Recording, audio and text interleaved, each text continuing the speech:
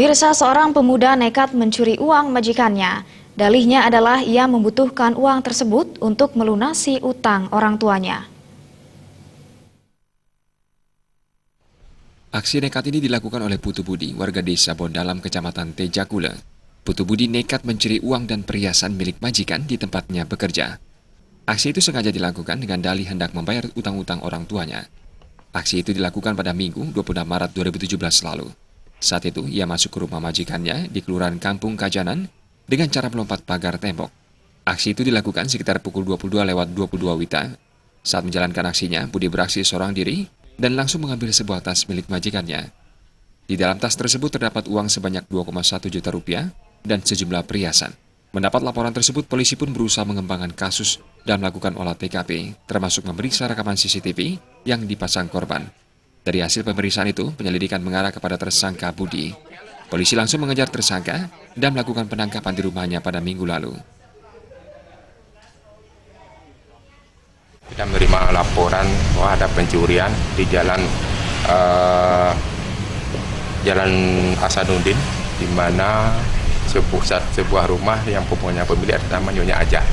Disitulah hasil daripada penyelidikan dari anggota kita lewat CCTV yang ada sekitar rumah.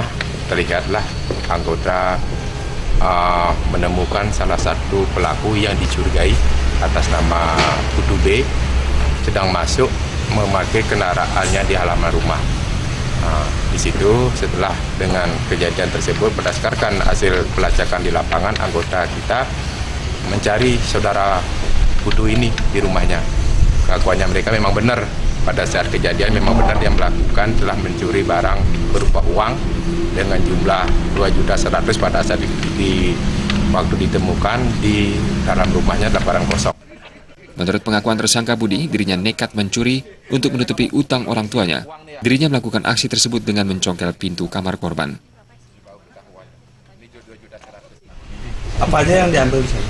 Uang aja, sama selonte. Uangnya lima 2.100.000. Leontin sekarang di mana? kali ngambil 2 juta. Jatuh. Jatuh Apa dijual? Jatuh. Itu ngambilnya gimana? Sekalian diambil. Sekalian.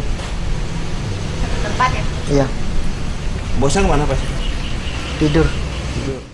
Akibat perbuatannya, polisi menahan tersangka di sel tahanan Mapolsek Kota Singaraja. Tersangka dijerat pasal 363 KUHP dengan ancaman hukuman 7 tahun penjara. Komang Yuda, Bali TV.